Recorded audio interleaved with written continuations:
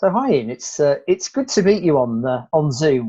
We met up at the Three Ps conference and we said we'd have a chat. So it's great to talk again. It's great to be here. I'm glad we managed to pull it off. Yes, we did. So just before we hit the record button, we were just starting to have a bit of a chat about well-being, and I think both of us have got some real passion around this area. And I'd shared a little bit of my personal story with you about how I kind of crashed and burned with stress and depression 12 years ago, and how the principles have made such a difference. So what do you understand by well-being, and how do you kind of work with it? Okay, I think I'll just preface that, Andrew, if it's okay, just with a little bit of my backstory. Thank Not you. a big detail, but just to let you know how and why I came to where I Right. am. So I worked in the natural medicine field, like the field of homeopathy and related alternative medicine for about 15 years. Yes. And I used to also run trainings in that. And so I worked with a lot of people over quite a long time, individually and also in groups. And I started to see that on the surface, people have got lots of different problems. But when you scratch beneath the surface, people are kind of up against the same basic things. Yes. You know, that's what I started to see, that what people are really looking for it's not a huge number of different things. People are looking for peace of mind. Yes. They want to have an easier time in their relationships. They want to have fulfillment in their work life. Whatever it is they're putting their time into. That's about it, as far as I can tell. Yeah. They want to know that they're loved, and to feel safe and secure on the inside. Yeah. And that's basically it. And I started to see that everything that everybody was wanting to change in their outer life was really geared towards the idea that if that changes, then I'll have one of these things. Sure. If I get my finances sorted out, I'll feel more secure. Yeah. If I can get my partner to change and be a bit nicer, Yeah. I'll feel more loved. Yeah. Maybe if I change jobs or something like that, I'll find the fulfillment and my true purpose in life. It was always something like that. I just asked a lot of questions for people. What do you want that for? What do you think that's going to give you? And I found it always led in the same direction. So I got interested in that, and gradually the form of my work changed, and it became more. It was really coaching style conversation, although I hadn't trained as a coach. I got interested in where people wanted to go in their life, as opposed to where they're coming from. What they thought was in the way of them making that change. Yeah. And that led me in a 9-year exploration of all the things that I could find that I knew could be helpful for people. And I was using myself as the guinea pig. Yeah, me too. Because I was up against the same things as my clients, right? I'm a human being too. So I also wanted peace of mind and more security and the same things as they did. So I trained in journey process work. I learned Byron Katie process. I was studying the work of Eckhart Tolle, and I studied Jungian psychology for about 7 years. I went deeply into that, doing dream analysis and all kinds of things. So I was looking at people that had seemed to have had some realization about how we work psychologically and putting those pieces together. And I was still not quite satisfied. And the reason for that was because I still saw that people would come along with some issue that they were grappling with. I'd help them with some process to some degree, and they'd say, thank you very much. And then they'd come back 3 months later with an apparent different issue, and we'd have to start over again. Yes. And sometimes the technique or process that had worked beautifully last time didn't work at all, and I didn't know why. Yeah. Even for the same person, it wasn't bad. It was bad enough that it didn't work consistently for all people. Yes. But even the same person could get really helped on one occasion and not at all on another occasion. I couldn't find any good explanation for that. I mean, my conclusion at the time was either, we're not working hard enough at this. You need to kind of knuckle down and do the business. Or maybe it's the wrong technique. So I go back in my tool bag and we try something else. Or maybe we haven't got to the core issue. We need to dig a little deeper into the person's past. Yes. And find what it is that's maybe unconscious that they don't know.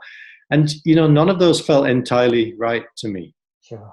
it didn't feel right to me to be going back into people's past and putting them back in touch with painful memories that they'd done their best to leave behind. Yeah. I didn't want to spend my day doing that. It took a toll on me as well as on them. So there was still something in me that was looking, and it was 2011 that I first heard about this understanding called Three Principles. I was amazed that I'd never heard of it, because I thought if it's any good, I must have heard of it by now. Yeah. And there it was under the radar. And yet, as soon as I started to look at that and what this man Sydney Banks had been proposing as a result of his insights, there was something in it that rang true. So it caught my interest sufficient to plunge myself into a training. I did a year-long training with Mark Howard and Kathy Casey, who had both been working in that field for many years. But what resonated with me was that they both had a background of working in their respective fields, which in Mark's case was as a psychologist. Yeah. Kathy's case was a counsellor, and she was also working in social services. And they'd continue to do the same work, but their work had been completely transformed by this understanding. And it was a case of, I want what they've got, I want my work to be transformed, because it sounded amazing. Yes. And what that led me into was, it was a really interesting process, because one of the first things that I realized through that investigation was I had an insight about insight. Okay. Funnily enough. Because Sydney Banks talked about the fact that it's a person's own individual insight that brings about change for them. Yes. And that suddenly made sense to me. And it suddenly explained why this technique appears to work this time and then it appears not to work that time. Well, of course, it appeared to work when the person had an insight. Yes. And if they didn't, it looked like the technique wasn't working. Duh. It was so mind-blowingly simple, I couldn't believe it. Wow. I literally couldn't believe it, and yet I couldn't deny it either. It was like, well, yeah, that's just obvious now that I see it. So, of course, all the techniques and things I'd been using fell away immediately. Sure. And I had a much simpler way of working with people. My work just became, how do I create a conducive environment within which they can have their own insight? Fantastic. Given that's the only thing that really truly helps people to change, that's all I need to do. Wow, that's really powerful. Well, it simplified my job. Oh, yeah. Well, doesn't it? Just because when we run around looking for techniques all the time, it's exhausting. And I played that game for a long time. It's exhausting and it's not satisfying. No. That for me was the thing that I'd already come to that point where this is not satisfying, because I know that people can transform. I know that people can recover, even people who've been written off and, maybe it looks like they can't, because I'd seen it happen, but it seemed random. It was, even in the medical literature, there's thousands of cases of spontaneous remission from everything you can think of, but they don't have anything to account for that. No. It's just considered to be a happy accident if it happens, and it's not understood that there's anything that we can do to make it more likely that people will have that kind of a spontaneous realization that brings them back to their health. And yet through this understanding, I came to see, well, no, absolutely, we've got something here which is really practical. Wow. We can help people to understand something which will make them very prone to have spontaneous remissions. We can swing the odds considerably. Yes. Such that becomes almost inevitable. If they stay in the conversation for long enough, eventually they're going to see something that's going to bring them about a transformation of some kind. That's fascinating. We can't guarantee the form it will take, because that's very personalized, it's very individual, but we can be pretty confident that they'll see something that's helpful to them. Yes, and that's been my experience too. Just rewinding a little bit here, what was your jump off point? So you mentioned 2011, you came across the principles, you did Mark Howard and Kathy Case's training, but what was your kind of entry point to the principles? Because I found this fascinating. I'd heard about it through Jamie Smart. Okay. And at that point, he was transitioning. So I'd known Jamie not that well, but we knew each other, and I knew him as an NLP trainer. Yes. Which, to be honest, had never interested me. I'd looked at NLP, and for whatever reason, it didn't resonate, so I didn't get into that. Mm. And I knew that that's what Jamie did. And then he out of the blue contacted me and said, Ian, my work's changing. I've got something else. It's different. You might be interested. Yes. And my initial thought was, I don't think so, Jamie. It's probably more of the same. It's probably a variation on the theme, Yes. But I thought, well, he's offering me an opportunity to check it out. Why not? Go check it out. Yeah. So I listened to Jamie giving a talk about this. Yeah. I can't remember for the life of me what he said, but there was something. I just knew there was something in it. And then he announced that he was organising this training program with Mark and Kathy. I see. So this was before he was running his own trainings. Right. So I felt like I lucked out. I got really lucky because it was a brilliant training. It was perfect timing for me. Well, yes, isn't it interesting how things come along, as you say, at just the right time? Yeah. I mean, a mutual friend of ours, Gillian Fox, actually put Michael Neal's book Inside Out Revolution into my hands in actually 2012 or 2013, and I said, "Okay, I'll read it, Gillian. Thank you, because you knew some of my backstory." And when I read it, I got about 15% of it in. I kind of thought, oh, there's something here, but I'm not quite sure what it's really all about. Then gradually, people kept giving me other books. I got Jack Pransky's Someone Should Have Told Us. I got George Pransky's Relationship Handbook. And then just incrementally, it kind of started to dawn on me that this was so powerful and so helpful. And then I think it was reading The Enlightened Gardener by Sydney Banks that really hooked me. And that's when I started to have my insights. And my insight of insights, if you like, was that I made the direct connection between my own depression, which was actually psychotic depression, a very severe form where I was creating reality, which felt very compelling and very frightening. And I saw the connection between that experience and what the principles talk about in creating our experience. And I thought, right, got it, I'm in.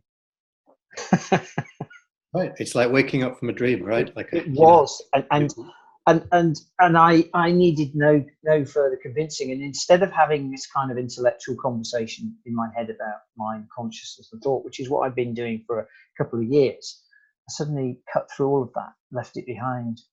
Because I see a lot of other people kind of stuck in what Mary Shelley would call an intellectual understanding of principles. Yeah, it's an easy trap for any of us to fall into. It is, and when we do that, we could pass the exam, but we don't get the benefit, do we? We miss the point, exactly. Yeah. And I was revising for the exam for years. What a waste of time. Right. Well, you're not alone. Let's put it that way.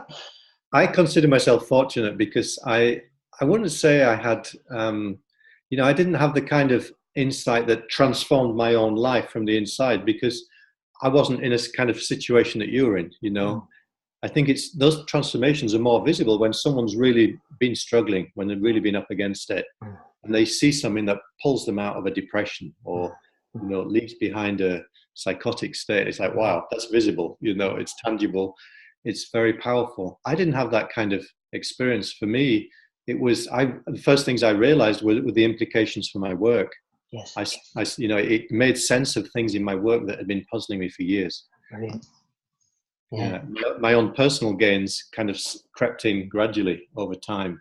Well, that's wonderful. And everybody's journey is slightly different, isn't it? And that's something else I enjoy experiencing with my clients is how their personal journey unfolds.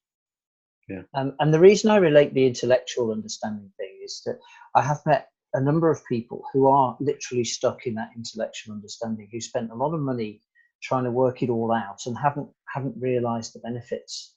And then gradually, they start to get, as you describe, insight, which is potentially so powerful. And then life's not the same again.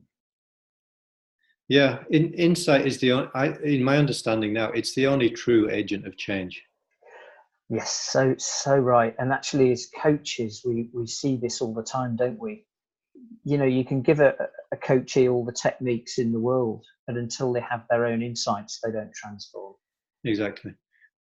And it's the same in any form of helping profession, whether it's coaching, therapy, or whatever. Yes. I don't see any difference now. It's only what people see for themselves that helps them in a sustainable way. Yes. Which is where your insight of insights is really, really powerful.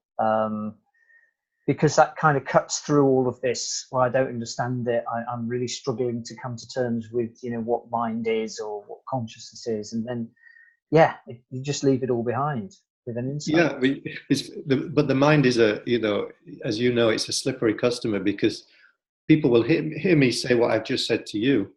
Say, well, insight is the only game in town. It's the only thing that really counts. So then what the mind will do with that. So tell me, how do I get insights? Give me the technique for getting an insight. Yeah? Exactly. What do I have to do to make that happen? Yeah. Go and have a walk in a meadow on a lovely day. It's so funny, isn't it? You've been having insights all your life. Of course. That's the starting point for me, is to point people back to the fact that they're hardwired for insight. They've been having insights since they were 18 months old, and they were struggling to get a square block in a triangle-shaped hole, and they suddenly went, oh, I get how that works. Yeah. That was insight. Yes. Insight is just that momentary letting go of the trying to figure something out and suddenly seeing something with fresh eyes. Yes. That's all it is. Yes. It's completely natural to us. It's built into us to have insight, and most of our learning has been through insight. We just don't recognize that. Hasn't it? Yes. We live in a culture now that values intellectual knowledge above everything else. Yes. But insight continues to happen for everyone all the time, and it's what really helps people. Yes. Yes. No, totally. So, just thinking about stress and potentially, as I say, the risk of tipping into depression and anxiety, how do you typically work with someone who comes to you with a lot of what seem to be external stressors in their life, and really feeling that it's all a bit too much, they're feeling overwhelmed? Where do you start? Honestly, I don't have one set place that I always start with everyone. The start for me of any conversation is I listen first. Yes. Before I assume what the person might need to hear from me. So I get interested in how the world looks to that person first of all. I'm interested in their experience of it. But I'm not just listening to what usually people will start the conversation by telling me what they're struggling with. What they're up against, what's bothering them, and or why they think that is, what they think is the reason for it. So that's part of what I'm listening for. I'm listening for what I would call a misunderstanding. Yes. about where their experience is coming from. Yes. Because the chances are they've succumbed to the same misunderstanding as you and I and everybody else I know. Yes. Which is, namely, that how we feel on the inside is being dictated and influenced by things that have happened in our outer life. Yeah. So we all fall prey to that to some degree. But the other thing that I'm also simultaneously listening for is I'm listening for the person's well-being. I'm listening for their own innate wisdom and well-being, which I know is there, that they may have lost sight of. Wow. And that's more where my emphasis is more. I'm looking much more in that direction nowadays than any other direction. I'm listening for the hints within what they're telling me. There'll be little clues as to their own innate well-being and resilience, which they probably are not even aware of. No matter what they're perceiving or experiencing. Exactly. So that's really what I'm listening out for. And as soon as I hear a hint of that, I'm all over it. Right? Because what I want for that person is for them to realize that they already have what they're coming to me looking for. That's really what I want for them. I don't want them to think I can give them something that they don't have. They might start off thinking that. At the earliest opportunity, I want them to see, no, you already have it. You've just been overlooking it. And it's easily done. It's easily overlooked. Here's why. Right? Here's why we overlook it. And that's the conversation about what we call the three principles. That's where it's very helpful for people to have an understanding about the role that thought plays in creating experience. Because if you don't have that understanding, I can sit there till I'm blue in the face and say to someone, look, you've got innate well-being. in your core essence, there's nothing wrong with you. Yes. You've got perfect mental health. But if that doesn't correspond to their experience, it's hard for them to hear it. Yes. Right? So I'm saying that, and the person's saying, yeah, but how is it then that I feel depressed 6 hours out of 8, or I can fall into a panic attack at the drop of a hat. If you're telling me I've got innate mental health, what's going on? To say, okay, so there's another piece that's helpful to understand. And to me, those are the two pieces that the conversation will cover. I don't know what order or, to what extent I'll spend more time here and less time there. But those, I think, are just the two things that it's helpful for people to know. First, but for me, the fundamental piece is the piece around well-being. It's not the piece around thought. Beautiful. It's the recognition that the person already has the capacity for wisdom and well-being. And I include wisdom because, to me, that's the practical aspect of it. Wisdom to me is just the fact that the person has the ability to know what to do in any given situation. Yes. And that's very reassuring for people to realize that for themselves. Yes. Because if we don't know that, what do we do when we struggle? We think that someone else knows better than we do, and then we've got to go to experts, and we get lost in that process of looking outside of ourselves. But if people know that if I just get a little quieter and I reconnect to something which I can recognize via a feeling. Yes. That's part of the learning journey for all of us. We don't recognize it by intellectualizing it. We recognize it by a shift in feeling. When something in me kind of relaxes and lets go, and there's a settling down happens inside, then things come to me. Yes. Things occur to me that make sense. Yes. And I can recognize them because they have a nice feeling. They're kind of uplifting, or it feels like a relief. Yes. It feels like a burden's been taken off me. Yes. So I help people to understand it in a kind of practical way, so that here's how you'll recognize it, right? This is what you can trust in your own experience. If it feels like a relief, like it's lightened your burden, you feel a bit lighter, you feel there's a sense of ease where there was a sense of struggle or, whatever, then you can trust that. You can trust it because that's your own wisdom and well-being starting to reveal itself in the light of day. And it always, that's its calling card. That's what I say to people, that's the calling card of well-being. It shows up with a nice feeling. So people can relate to that. They go, well, yeah, I've had, if I ask people, have you ever had the experience of losing your keys, and sending yourself crazy trying to figure out where you left them? And then at a certain point think, oh, to hell with it. I'll just forget about that for now. I'll go do something else. And when you're not thinking about your keys, what happens? It comes to you. Totally. You suddenly get what is an insight. Well, we call it an insight, but it's no big deal. You just get out of the blue, you get a new thought. Oh, I'll just put my hand in that jacket pocket, and there they are. There they are. So it's helpful. It's practical. The thing about insight is that it helps us in whatever way we need to be helped in that moment. It's perfectly tailored for the needs of the individual. That's the beautiful thing about it. Love that, Ian, and I love that metaphor. I think everybody can relate to the metaphor that you just mentioned.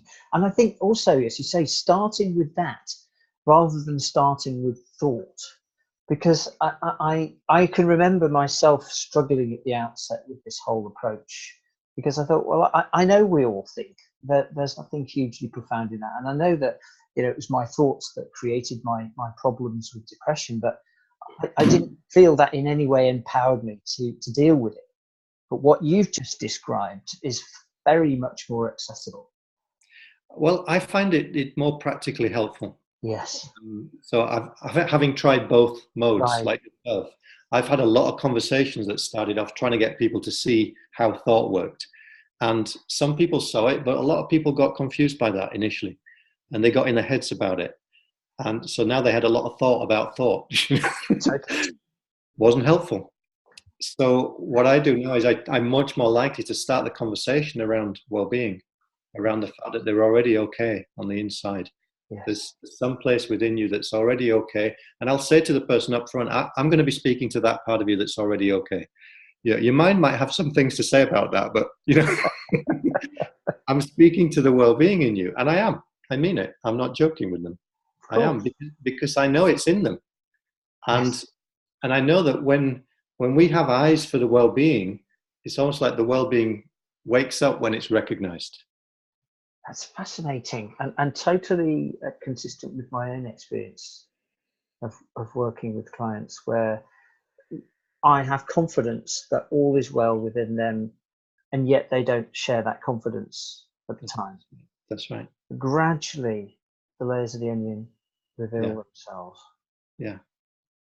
Yeah. It's beautiful, beautiful what you're describing. It's beautiful and it's simple and it's accessible. You know, it's not, we're not anything special. I don't consider myself as anything special. Anyone can do that. In fact, we've done it for people without realizing what we were doing. Yeah. You know, we've sat, you know, any person has sat with a dear friend or a loved one, and they've just been present and they've listened, and then they've reminded them that they're okay.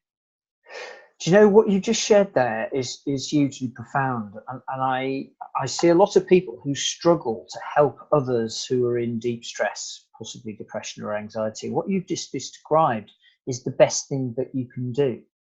Exactly, it's the most natural thing. Yeah, and it's not about giving advice. It's not about helping to or seeming to try and solve their problems for them. It's about that deep listening that you were just describing, which allows them to tap into their inner wisdom and well-being, which is always there.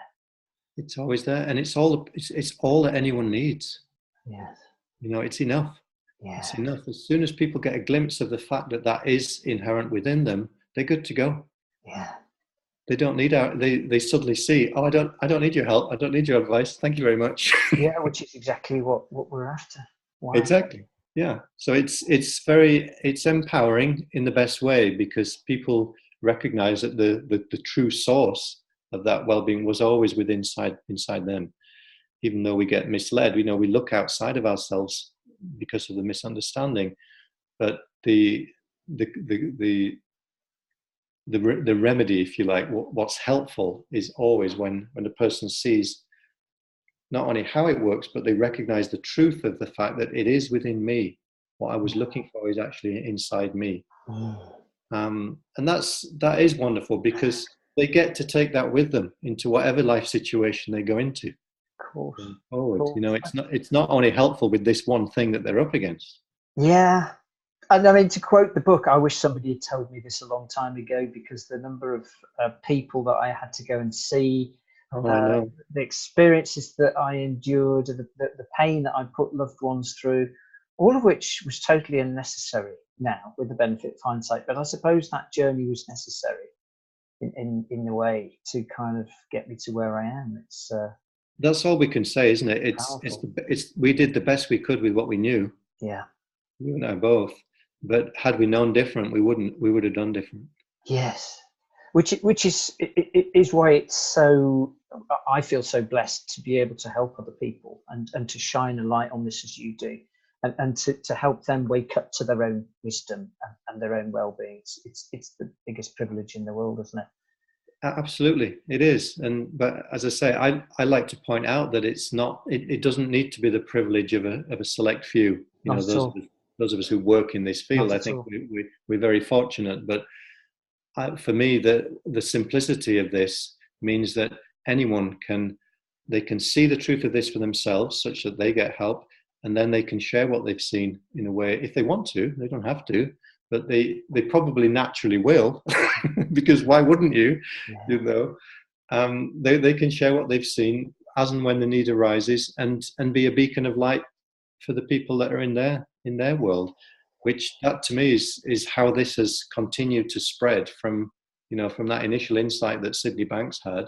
Yes, it's rippled out beyond, even outliving him. He passed away in 2009, and yet it continues now. It hasn't stopped with his passing. On the contrary, it's continuing to spread exponentially now as each individual becomes a beacon of light in their own little corner of the world.